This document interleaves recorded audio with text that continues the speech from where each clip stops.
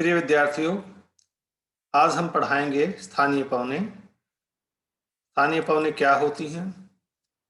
स्थानीय पवनें क्यों उत्पन्न होती हैं? किस क्षेत्र में स्थानीय पवनें बहती हैं और जहां ये बहती हैं वहां पर उस क्षेत्र पर इन स्थानीय पवनों का क्या प्रभाव रहता है, इस बारे में आज चर्चा की जाएगी। सबसे पहले हम स्थानीय पवनों को परिभाषित करने का प्रयास करेंगे कि स्थानीय पवनें क्या हैं। लोकल विंड्स कह लीजिए इनको हिंदी में, इंग्लिश में लोकल विंड्स, हिंदी में स्थानीय पवनें। स्थानीय पवनें वे पवनें होती हैं जो छोटे क्षेत्र में चलती हैं, छोटे क्षेत्र में बहती हैं, स्मॉल एरिया। और ये पवनें जो एटमॉस्फेयर की लोअर लेयर है, नीचे की जो लेयर है, इसका जो फैलाव है, जो अपना क्षोभ मंडल है, क्षोभ मंडल में भी जो नीचे की परतें हैं, क्षोभ मंडल में भी इसका फैलाव बहुत ज्यादा ऊंचाई तक नहीं है। यानी इसको अगर हम सीधा सा परिभाषित करने का प्रयास करें तो ये वे पवनें होती हैं जो पवनें छोटे क्षेत्र में बहती हैं और ये जो पवनें हैं वायुमंडल की जो निम्नतम सीमा है, जो नीचे की सीमा है, उस उस पर ही ज़्यादातर ये पाई जाती हैं।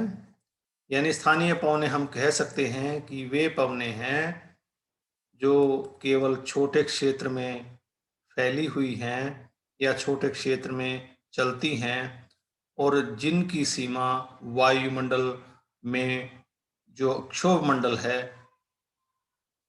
नीचे की परतों में पाई जाती है।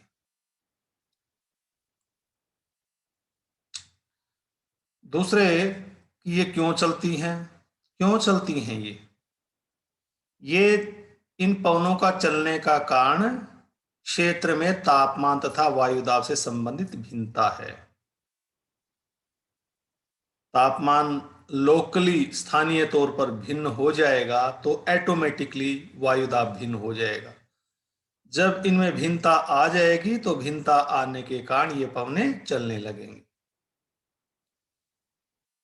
इसका एग्जाम्पल है एक छोटा सा, आपने महसूस भी किया होगा। आप इतने बड़े हो गए हैं और इसी क्षेत्र में रहते हैं जहां ये पवनें चलती हैं। लू सुना होगा आपने। लू इसी प्रकार की स्थानीय पवन है। ये लंबे चौड़े क्षेत्र में नहीं बहती, उत्तर पश्चिम भारत में और पाकिस्तान के कुछ क्षेत्रों में लू बहती है। अब हम कुछ महत्वपूर्ण स्थानीय पवनों की चर्चा करेंगे। सबसे पहले जो पवन है वो है चिनुक। ये जो चिनुक है ये गर्म और शुष्क पवन है और ये सर्दियों में बहती है। कहाँ बहती है? ये बहती है, अब डायग्राम से क्लियर हो जाएगा सारा का सारा। ये जो चिनुक है ये स्थानीय पवन जो बहती है, ये पहले मैं इस मानचित्र को समझा दूं आपको। ये उत्तरी अमेरिका महाद्वीप है। उत्तरी अमेरिका महाद्वीप में ये जो देश है ये कनाडा है, ये पूरा का पूरा। और ये जो नीचे देश है इस देश का नाम है यूएसए, जिसको हम सामान्य भाषा में अमेरिका कहते हैं। अमेरिका अमेरिका बड़ा चर्चा में है, तो ये देश यूएसए है। और इसके नीचे मेक्सिको है, ये मध्य अमेरिका का देश है। यानी उत्तर अमेरिका महाद्वीप में केवल दो देश हैं, कनाडा और ये दूसरा है यूएसए। ये जो अलास्का का पोर्शन है ये यूएसए के अधीन ही है, यूएसए का ही पार्ट है। और इसमें इस पवन के समझाने से पहले मैं ये और बता दूं कि ये यूएसए में और कनाडा में रॉकी माउंटेन है। रॉकी माउंटेन लिखा ना, रॉकी माउंटेन्स, रॉकी पर्वतमाला। और ये मैदानी भाग है, यहाँ पूरा का पूरा ये यहाँ तक मैदान है और इधर भी पर्वत है। इधर अपलेशियन पर्वत है, इधर रॉकी पर्वत है और मध्यवर्ती भागों में मैदान है। ये जो मैंने अभी बताया है चीजें कि कनाडा कहाँ है, यूएसए कहाँ है, ये परीक्षा में लिखने का नहीं है। तुम कई बार बच्चों को पता नहीं होता इन छोटी छोटी बातों का, इसलिए मैं पहले समझा दूं। कई बार बच्चों को यही नहीं पता होता कि ये मानचित्र दिखाया जा रहा है तो किसका है ये मानचित्र। तो हम किसकी चर्चा कर रहे हैं? हम चर्चा कर रहे हैं स्थानीय पवनों की, और स्थानीय पवनों में सबसे पहले हमने चिनूक की चर्चा ली है। हर स्थानीय पवन के बारे में ये बताना है कि वो कहां से कहां बहती है, और दूसरे उसका उस क्षेत्र में प्रभाव क्या है, और वो उत्पन्न कैसे होती है, क्यों होती है। ये तीन चीजें आप बता सकते हैं। हर पॉइंट को, हर बिंदु को रट्टा ना लगाएं। यानी पहला बिंदु जो आपको ध्यान रखना चाहिए प्रत्येक पवन के बारे में, वो किस क्षेत्र में बहती है। दूसरा, उस क्षेत्र में उसका प्रभाव क्या है। तीसरा, यदि उसमें पवनों की गति आपको पता है वो। चौथा, वो उत्पन्न कैसे हुई। इनमें से 2, 3, 4 बिंदु, 4 के 4 भी आप ले सकते हैं। तो सबसे पहले हम चर्चा करेंगे चिणुक पवनों की। अब ये पवने, ये पवन बहती हुई दिखाई दे रही है, ये बहती हुई दिखाई दे रही है। ये पवने जो रॉकी माउंटेन के पूर्वी ढाल हैं, पूर्वी ढलानों से मैदानों की ओर बहती हैं। कहां से कहां बही? रॉकी पर्वतमाला है ये, रॉकी पर्वतमाला के पश्चिमी ढलान है, इधर ये पूर्वी ढलान है। ये पवने पूर्वी ढलानों से, रॉकी पर्वतमाला के पूर्वी ढलानों से मैदानों की ओर बहती हैं। ये पवने शीत ऋतु में बहती हैं। ये पवने गर्म हैं और शुष्क हैं, और गर्म और शुष्क होने के कारण यहाँ शीत ऋतु में जो बर्फ जमी रहती है मैदानों में, उस बर्फ को ये समाप्त कर देती हैं, उस बर्फ का भक्षण कर लेती हैं, उस बर्फ को पिघला देती हैं। इसीलिए इनको हिमभक्षी पवने भी कहा गया है, स्नो ईटर्स अंग्रेजी में अगर बोले। अब ये पवने उत्पन्न कैसे होती हैं? वास्तव में जब पवने अमेरिका के पश्चिमी तटों की ओर से रॉकी पर्वतमाला की तरफ बहती हैं, रॉकी पर्वतमाला के पश्चिमी ढलानों पर ये इन पवनों को ऊपर चढ़ना पड़ता है। और जब ये पवने रॉकी पर्वतमाला के ढलानों के साथ साथ शिखरों की ओर बढ़ती हैं, ऊपर चढ़ती हैं, वो ठंडी होती हैं, और ठंडी होकर ये पवने वर्षा करती हैं। कहां वर्षा करती हैं? रॉकी पर्वतमाला के पश्चिमी ढलानों पर। और ये इसका शिखर है जहां ये मोड़ दिया है ना इस पवन को, ये पवन चलती हुई दिखाई, ये मोड़ है, ये मोड़ है, ये मोड़ है, ये बैंड दिया है, ये बैंड है, ये बैंड। ये बैंड के साथ साथ ये है शिखर रॉकी पर्वतमाला का। तो जब ये शिखर पर पहुंचती हैं, शिखर पर पहुंचकर वर्षा तो इधर कर दी, शिखर से पश्चिम की तरफ वर्षा कर दी। जब ये शिखर पार करके पूर्वी ढलानों के साथ नीचे उतरती हैं, नीचे उतरते समय ये पवने गर्म हो जाती हैं। 100 मीटर की ऊंचाई से जब 100 मीटर नीचे उतरने पर 1 डिग्री सेल्सियस इनका तापमान बढ़ जाता है। और क्योंकि पानी यहाँ डाल चुकी है ये बारिश का, इनमें पानी नहीं है। और दूसरे, जब ये नीचे उतरती है, गर्म होने के कारण इनमें पानी पीने की क्षमता और भी बढ़ जाती है, इसीलिए पवने शुष्क पवने हैं। तो इस प्रकार ये पवने उत्पन्न होती हैं। और इन पवनों की जो गति है चलने की, वो 50 से 60 किलोमीटर प्रति घंटा होती है अक्सर। और दूसरे, टेम्परेचर, तापमान कितना बढ़ाती हैं ये, इसमें लिखा है, सारा का सारे चित्र में ही लिखा है कि ये लगभग 24 घंटे में, जो ये मैदानी क्षेत्र है, जो हिमाच्छादित क्षेत्र है, इस क्षेत्र का तापमान 24 घंटे में 2.2 डिग्री सेल्सियस बढ़ा देती है, आमतौर पर है ये। और कुछ स्पेसिफिक वर्ष समय दिया है टेम्परेचर जिसमें बढ़ोतरी बढ़ाई गई है। एक स्थान है डेनेवर, कोलोराडो राज्य में। 27 जनवरी 1940 को 2 घंटे में डेनेवर का तापमान 14 डिग्री सेल्सियस बढ़ा दिया इन पवनों ने। इसी प्रकार 15 फरवरी 1948 को 1 घंटे में हाब्र, मोंटाना राज्य में है, उसका तापमान 18.3 डिग्री सेल्सियस इन पवनों ने बढ़ा दिया। भाई सीधी सी बात है कि ये पवनें कैसी हैं? गर्म और शुष्क हैं। कहाँ चलती हैं, कहाँ से कहाँ चलती हैं, किस समय चलती हैं? कहाँ से कहाँ चलती है? रॉकी पर्वतमाला के पूर्वी ढलानों से मध्यवर्ती मैदान है जो कनाडा के और यूएसए की, उनमें चलती हैं। ये पवने गर्म और शुष्क होने के कारण यहाँ जो बर्फ होती है उसको समाप्त कर देती है, उसका भक्षण कर लेती हैं, इस क्षेत्र का तापमान बढ़ा देती हैं। ये गर्म क्यों होती हैं?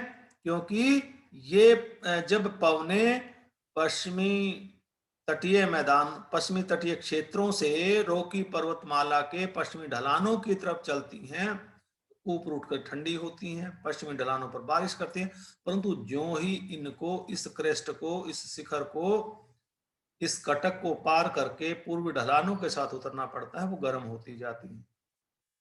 तो ये मूल चीज इसमें थी। दूसरी जो ये सारी की सारी अंग्रेजी में लिखी हैं चीजें, ये सारी की सारी मैंने बता दी हैं। ये आप पढ़ने के लिए मैं थोड़ा सा इसको स्टॉप कर रहा हूं, आप पढ़ सकते हैं इसको रोक कर। ये सारी की सारी चीजें 27 जनवरी 1940, 15 फरवरी 1948, ये मैंने सारी की सारी चीजें बता दी हैं इसमें। दूसरी पवन है फोएन। ये भी चिनुक की भांति गर्म और शुष्क पवन है। जैसे वो गर्म थी चिनुक, ये भी गर्म और शुष्क पवन है। दूसरा बताना है कि ये कहां से कहां चलती है, कब चलती है। ये पवन जो आल्प्स पर्वत है, ये आल्प्स पर्वत पीले रंग से आल्प्स पर्वत दिखाया गया है। और केवल ये ही नहीं है, इसका विस्तार पश्चिम में भी है, इसका विस्तार पूर्व में भी है, और इधर दक्षिण की तरफ इसका विस्तार है। केवल वो पोर्शन आल्प्स पर्वत का यहाँ दिखाया गया है जहां से पवनें चल रही है, जिस क्षेत्र में पवनें चल रही है। किन पवनों की चर्चा कर रहे हैं? फोएन पवनों की चर्चा कर रहे हैं। ये फोएन पवनें भी गर्म और शुष्क हैं। किनकी भांति? चिनुक पवनों की भांति।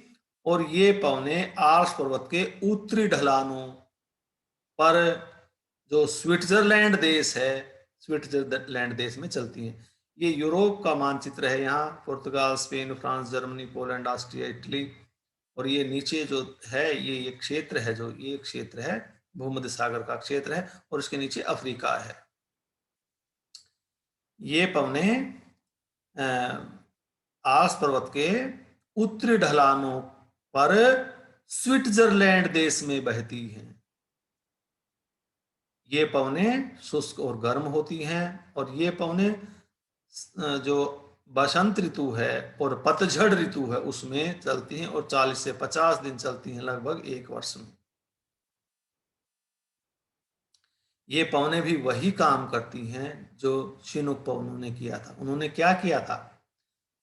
उन्होंने मैदानों में पड़ी बर्फ को पिघला दिया था। तो ये पवनें भी स्विट्जरलैंड के क्षेत्रों में जो बर्फ पड़ी होती है उसको पिघला देती है, और इनका जन्म का कारण स्थानीय स्तर पर वायु दाबों में भिन्नता का होना है।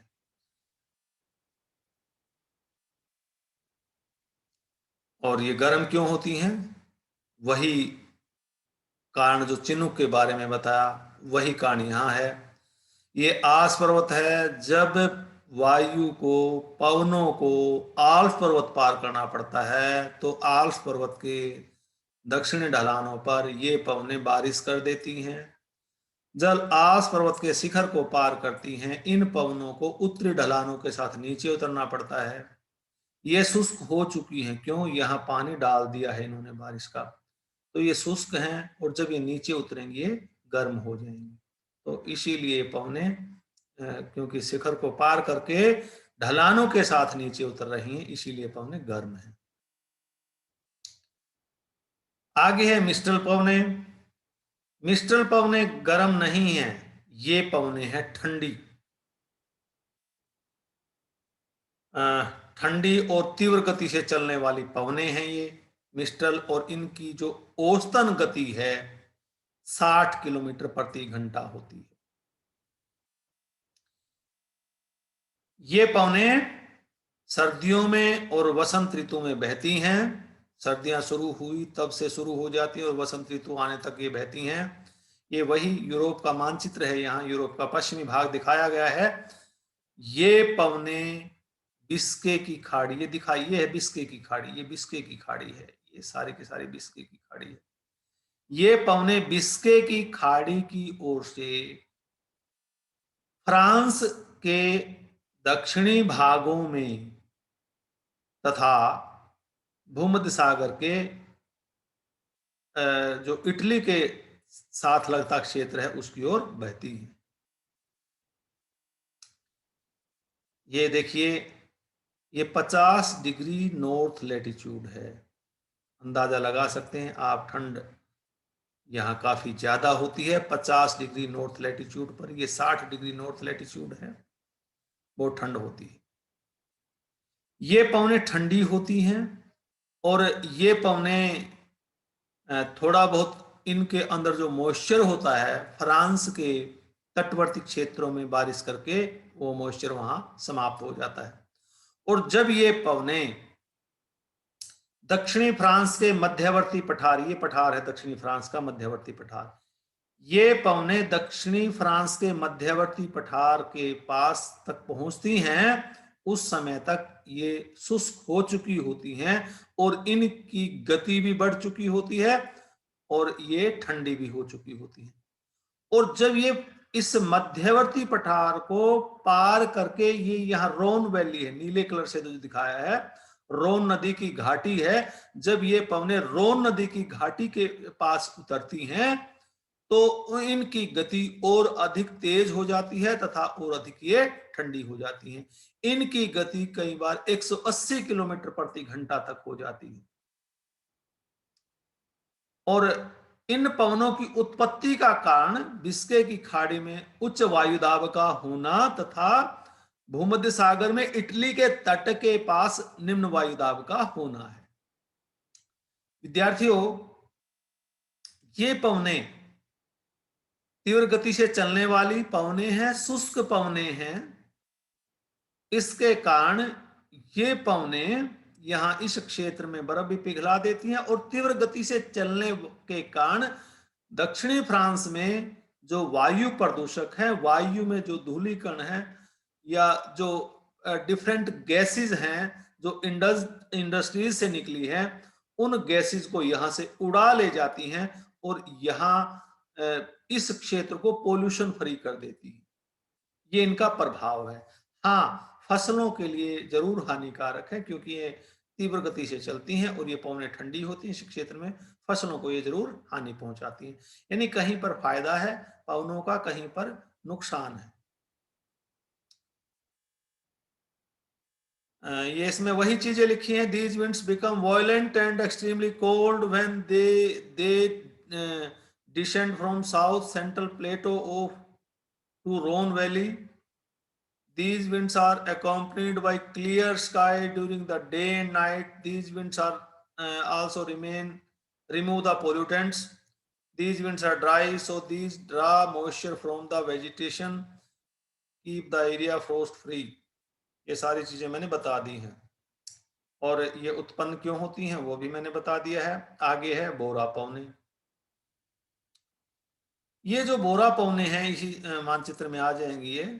ये जो बोरा पवने हैं, ये जो आल्प्स पर्वत की डिनारिक श्रृंखला है, डिनारिक श्रृंखला का जो पश्चिमी ढलान है, पश्चिमी ढलानों से एड्रियाटिक सी, ये एड्रियाटिक सी है, एड्रियाटिक सी के उत्तरी भागों में बहती, यहां से लेकर यहां तक एड्रियाटिक सी है ये विद्यार्थियों। और इसके नीचे एड्रियाटिक सी किसका पार्ट है?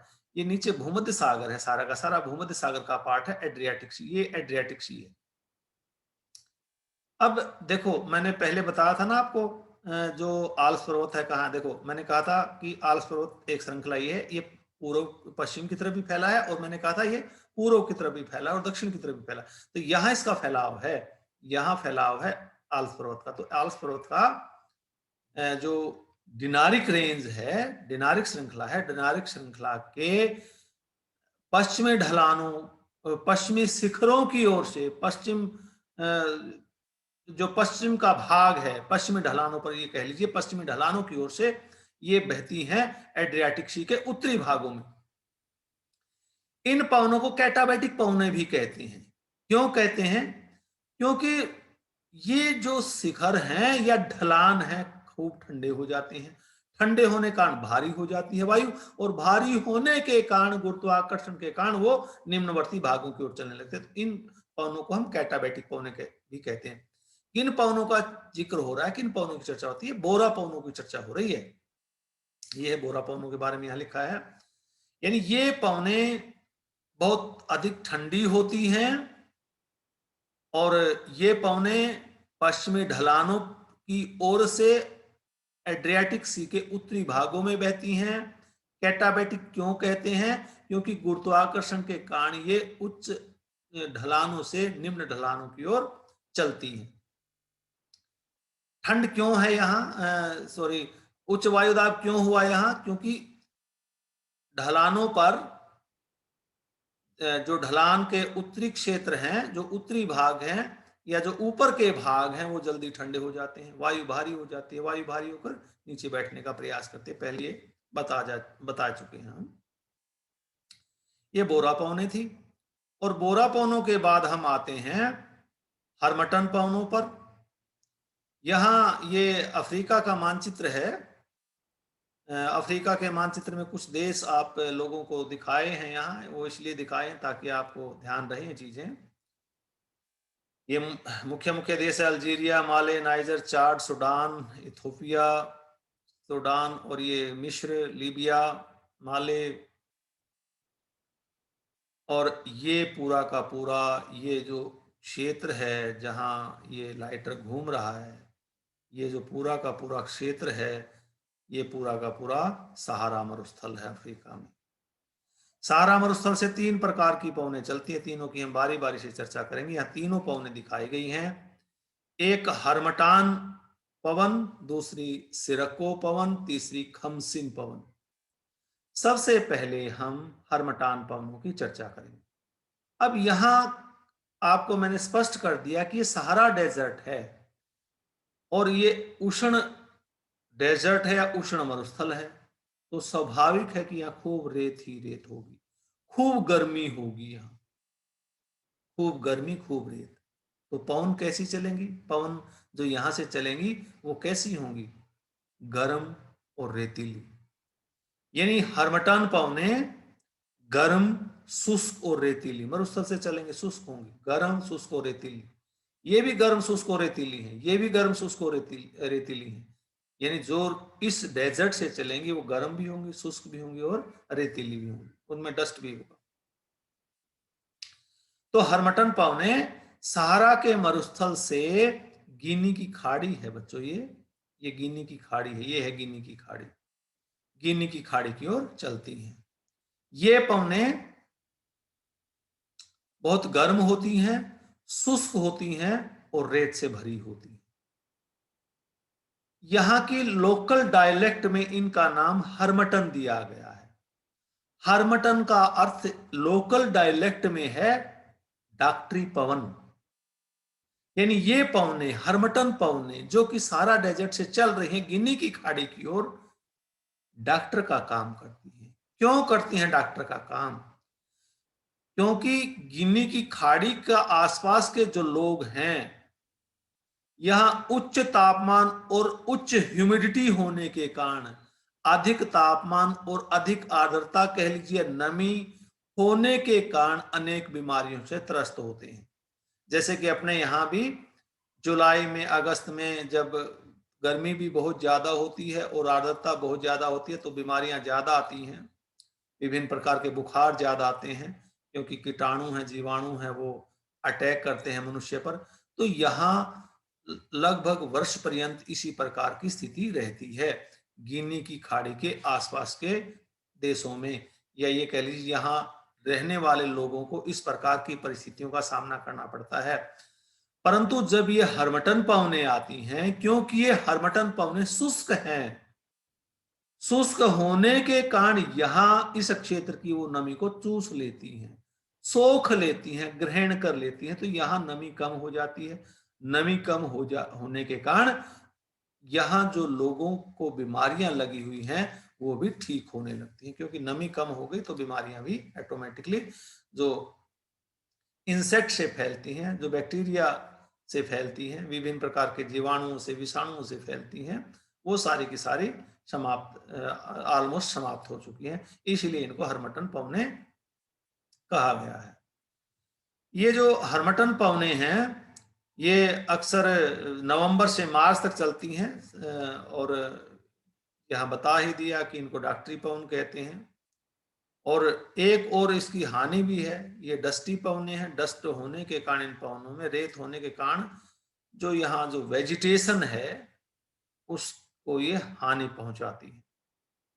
दूसरी पवन है सिरक्को पवन, सिरक्को पवन, और तीसरी है खमसिन पवन। ये सिचुएशन देख लिया सिरक्को की क्या है, नेक्स्ट जो डायग्राम उसमें आ जाएगी सिरक्को पवन।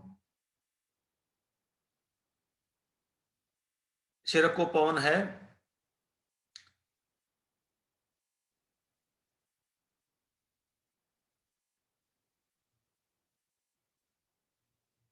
ये, मैंने थोड़ा जस्ट इसलिए रोका कि ताकि आप जब इसको सिरक्को पवन के बारे में पढ़ना चाहें तो आप उसको पढ़ लें।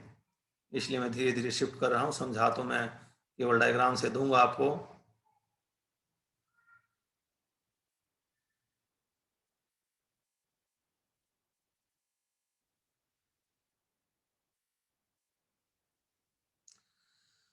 अब देखिए यहाँ से इसका दोनों का कॉम्बिनेशन करिए।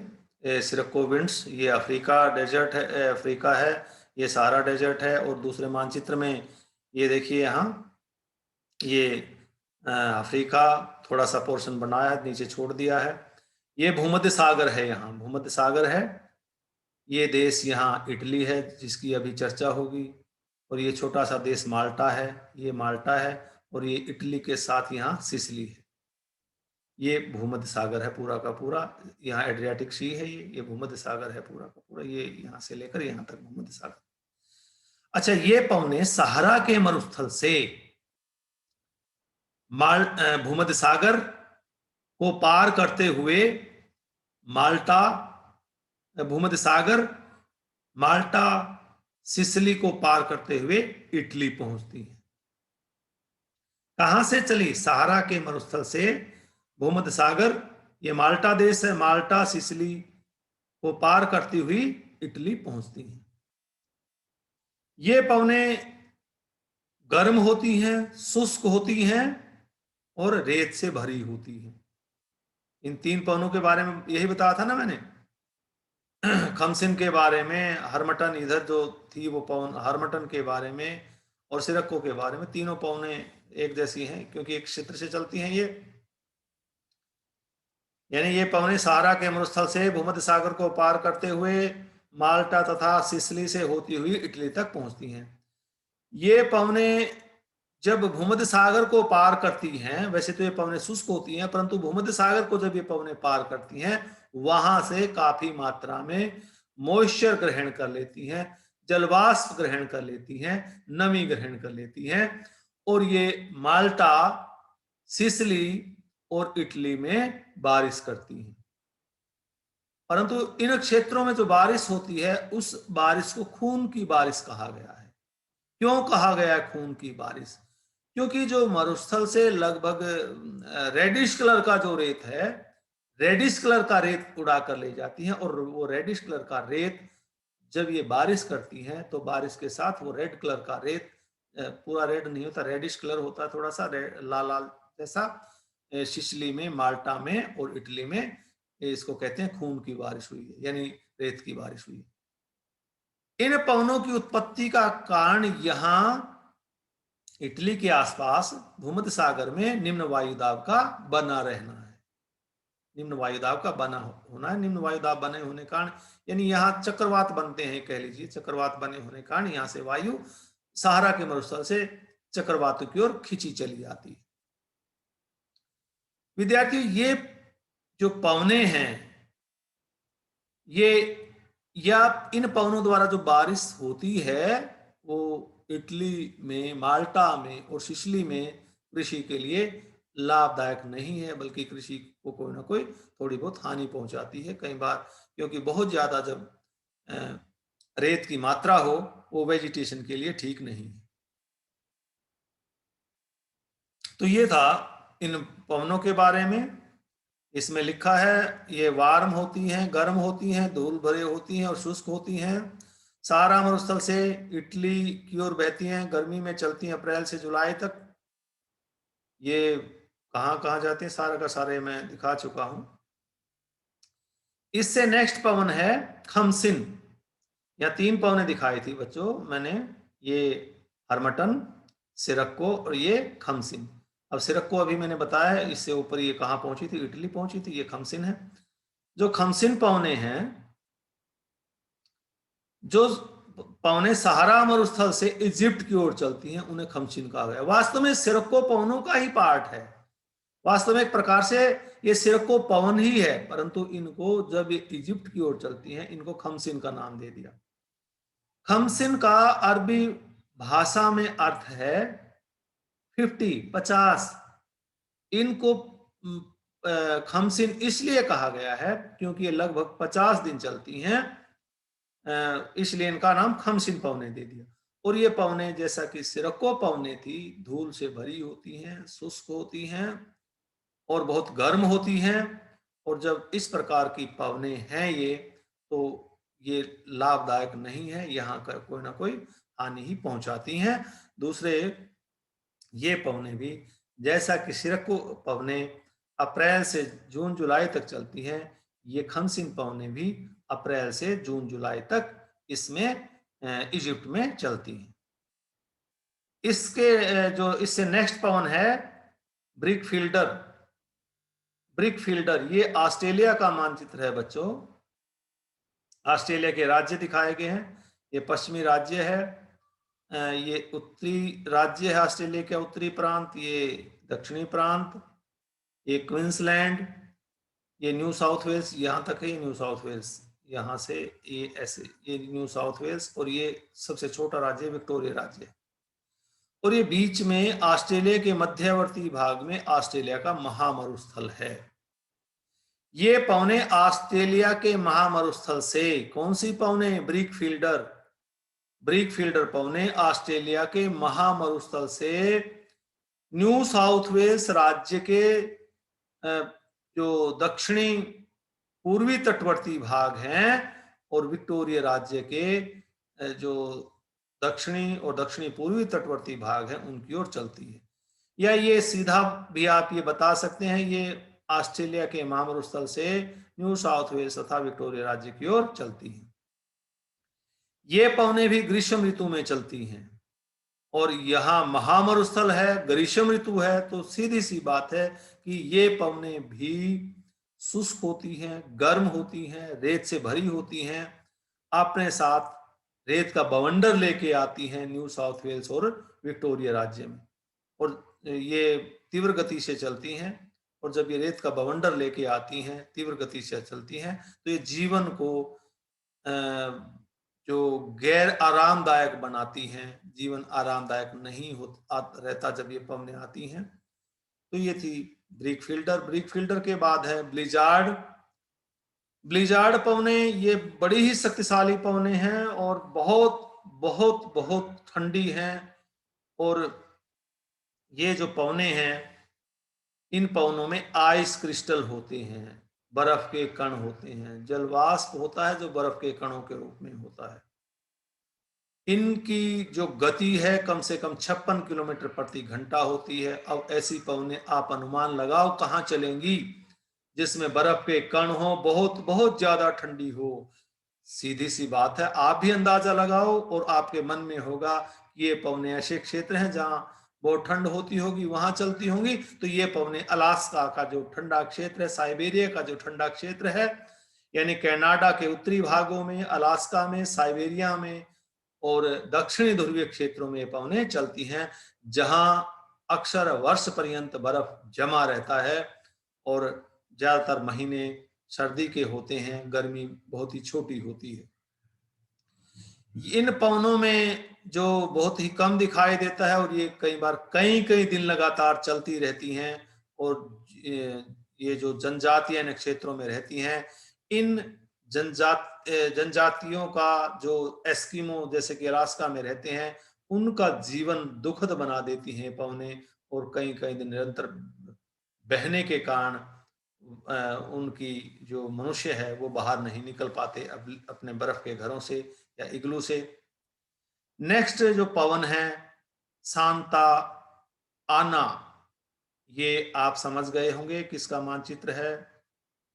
जो समझदार बच्चियां हैं, ये उत्तर अमेरिका महाद्वीप में केवल यूएस से दिखाया गया है। ऊपर कनाडा है, नीचे यूएसए है। ये पवने यहाँ यूएसए का ग्रेट बेसिन है। ये जो रंग है नीला, सॉरी हरा कलर है, हल्का हरा कलर है, ग्रेट बेसिन है यूएसए का। और ये जो पीला पीला यहाँ दिखाया गया है, ये एक पर्वत श्रृंखला है जिसे हम कहते हैं सियरा नेवेदा रेंज। और इस पर्वत श्रृंखला के साथ ये नीचे एक नदी बहती है जिसे हम वैली ऑफ कैलिफोर्निया कहते हैं, कैलिफोर्निया घाटी। ये पतली सी जो लाइन है नीले कलर की, ये कैलिफोर्निया वैली है। ये पीली जो क्षेत्र है ये सीरा नेवेदा रेंज है, या कटक कह लीजिए, पर्वत श्रृंखला कह लीजिए। और ये जो हरा हरा है ये ग्रेट बेसिन है। यानी ये पवने यूएसए के ग्रेट बेसिन से सीरा नेवेदा रेंज को पार करके कैलिफोर्निया की घाटी की ओर बहती है। और ये पवने जो चलती हैं अक्टूबर से दिसंबर तक चलती हैं। ये पवने जो ग्रेट बेसिन से चलती हैं, ये पवने शुष्क होती हैं क्योंकि यहाँ लैंड मास है, लैंड मास में इनको पानी नहीं मिलेगा, और ये पवने भी, इनमें भी धूल के कण अधिक होते हैं।